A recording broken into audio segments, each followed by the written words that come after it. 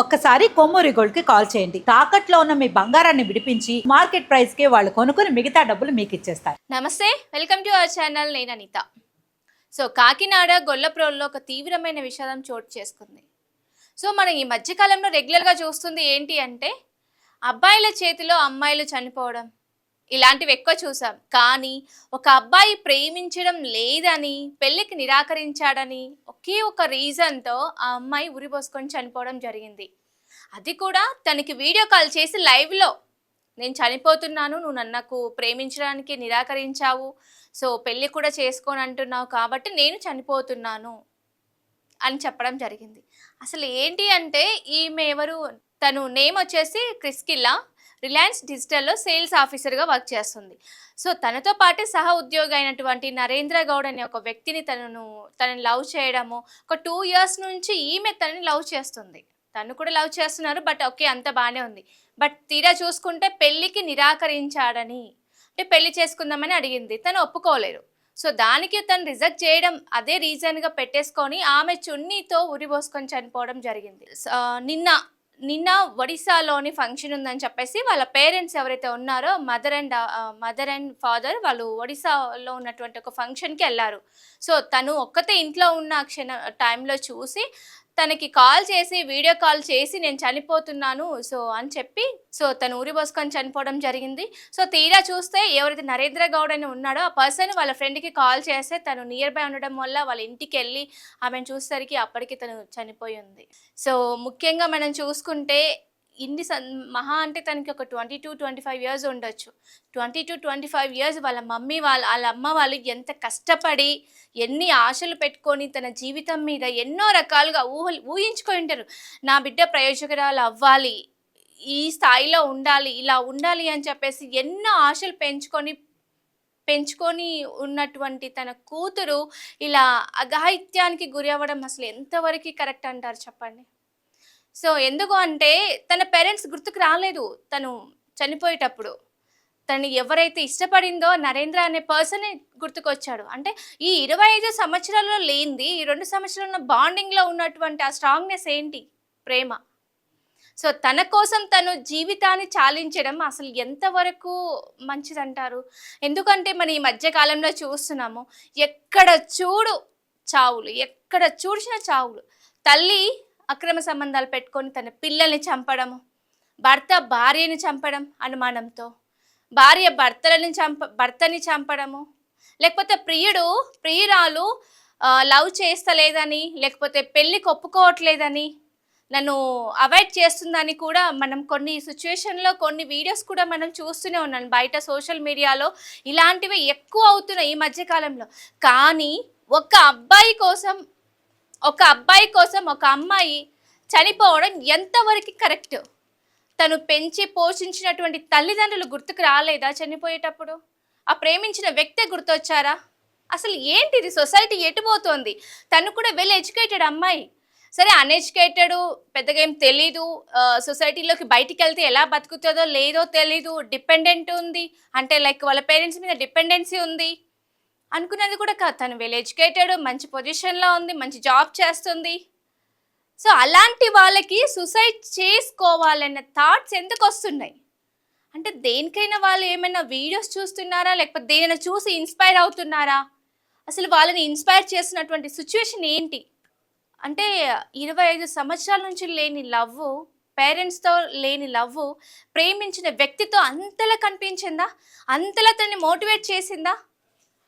మరి ఇంత ప్రాణంగా ప్రేమిస్తున్నది ఆ అబ్బాయి కోసం, ప్రాణమే అంటే తన ప్రాణాన్ని కోల్పోయే స్టేజ్లో ఉన్నటువంటి ఆ అమ్మాయిని ఆ అబ్బాయి ఎందుకు కాదనుకుంటున్నాడు?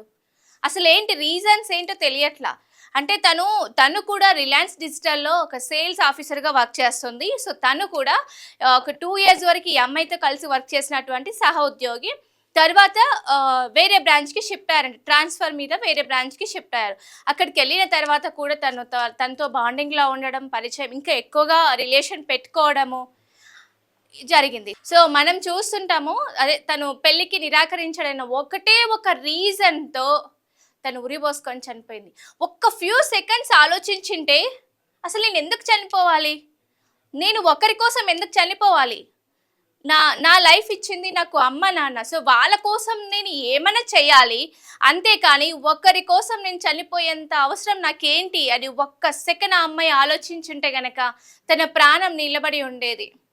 ఎందుకంటే స్పాంటేనియస్‌లో తీసుకున్నటువంటి నిర్ణయాలు అసలు ఎంతవరకు కరెక్ట్ ఉంటాయి. సో అది ఏ రకంగా దారి తీస్తుంది. సో ఈ మధ్య కాలంలో సరే చాలా వరకు మనం చూస్తుంటాము. ఒక అమ్మాయి, అబ్బాయి లవ్ చేసుకున్నారు సరే. వాళ్ళిద్దరి ప్రేమ పెళ్లి దాకా వెళ్తుందన్న నమ్మకం ఎవరు అష్యూర్ ఇస్తున్నారు? సో ప్రేమించుకున్న ప్రతి ఒక్కరు పెళ్లి చేసుకుంటున్నారా? లేదు. పెళ్లి చేసుకున్నా గూడా 2 కపుల్స్ ఇద్దరు హ్యాపీగా ఉంటున్నారా? అసలు లైఫ్ టైమ్ వాళ్ళు కలిసి వాళ్ళు చనిపోయేంత వరకి ఆ పెళ్లి అనే బంధం ఎక్కడి దాకా నిలబడుతుంది? మనం ఒకప్పుడు లేని డివోర్స్ కేసులు ఈ మధ్య కాలంలోనే ఎక్కువ ఎందుకు అవుతున్నాయి? సోషల్ మీడియా డిపెండెన్సీ ఉందంటారా? అసలు అండర్‌స్టాండింగ్ లేకపోవడం అంటారా? అసలేంటి? అంటే ఈ మధ్య కాలంలో ఇంతగా ఇన్‌స్పైర్ అవుతున్న దేనికి ఇన్‌స్పైర్ అయ్యి ప్రాణాలు పోగొట్టుకుంటున్నారు? మనం ఎక్కువగా వింటుంది అబ్బాయిలు అమ్మాయిలని చంపడం. కానీ ఇక్కడ సీన్ రివర్స్, అమ్మాయే తనంతట తానే చనిపోతుంది. అంతేకాని సిచ్యువేషన్ ఏంటి?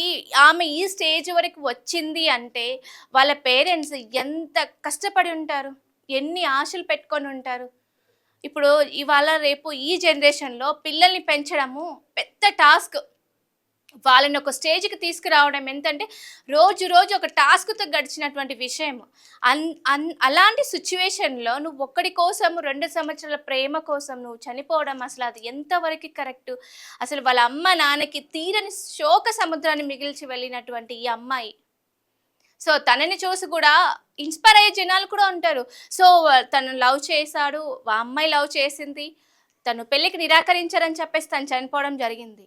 సో ఈమెని ఇన్‌స్పైర్ చేసి చనిపోయే వాళ్ళు కూడా ఉంటారు ఫ్యూచర్‌లో. అంతే ఇప్పుడు మనం ఏదైనా ఒక వర్క్ చేస్తున్నాము అంటే మనల్ని చూసి పాజిటివ్ తీసుకోవాలి జనాలు బయట. కానీ అంటే మనం ఎన్నో కేసులో కూడా చూస్తూనే ఉంటాం కదా!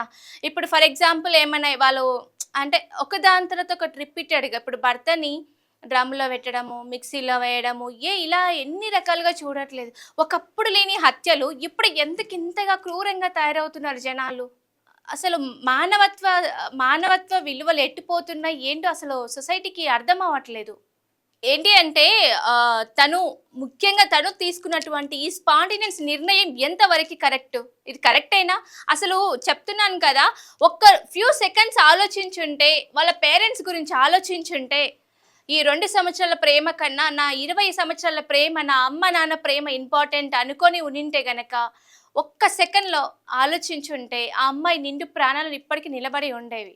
ఎందుకంత అర్ధాంతరంగా అసలు చిన్న చిన్న రీజన్స్‌కి సూసైడ్ చేసుకోవాల్సినంత అవసరం ఏమొచ్చింది? సరే లవ్ ఉండొచ్చు. బట్ చనిపోయేంతగా నేను ఎందుకంత ఇన్‌స్పైర్ చేస్తున్న విషయం అది. సో ఇలాంటివన్నీ న్యూస్‌లు చూసిన తర్వాత ఒక్కసారి ఆలోచించండి ఆడపిల్లగా. ఎందుకు అంటే మన లవ్ కోసము మన జీవితాన్ని మనం త్యాగం చేసుకోవడం అసలు అది ఎంతవరకు కరెక్టు? నువ్వు చనిపోయావు సరే బావుంది. కానీ నిన్ను ప్రేమించిన వ్యక్తి అయితే హ్యాపీగానే ఉన్నాడు కదా! మరి నువ్వెందుకు నిండు ప్రాణం వదిలేసుకోవాలి? సో ఎప్పుడైనా సరే ఇలాంటి నిర్ణయాలు తీసుకునే ముందు ఒక్కసారి మీ ఫ్యామిలీ గురించి కూడా ఆలోచించండి. అసలు ఏంటి ఒకరి కోసం మనం చనిపోవడం ఎందుకు? మనకంటూ ఒక బ్రైట్ ఫ్యూచర్ ఉంటుంది కదా! ఇవాళ రేపు అమ్మాయిలు అనుకోని సాధించలేనిదంటూ కూడా ఏదీ లేదు సమాజంలో. మనం ఇంకా ఓల్డ్ జనరేషన్‌లో అయితే లేము. ప్రెజెంట్ ఇప్పుడు 2026 జనరేషన్‌లో బతుకుతున్నాం. సో మనకంటూ ఒక స్టెబిలిటీ ఉంటుంది సొసైటీలో. సో అందు గురించే ఇలాంటి నిర్ణయాలు తీసుకునే ముందు ఒక్కసారి ఫ్యామిలీని గుర్తు చేసుకోండి, ఆలోచించండి. అసలు నీ గురించి నువ్వు ఆలోచించుకో. అంతేకాని ఒకరి కోసం నీ లైఫ్‌ని నువ్వు సాక్రిఫైస్ చేసి నిండు ప్రాణం పోగొట్టుకోవద్దు. సో ఇదండి ఇవాల్టి లేటెస్ట్ అప్డేట్. చూస్తూనే ఉండండి మనం టీవీని.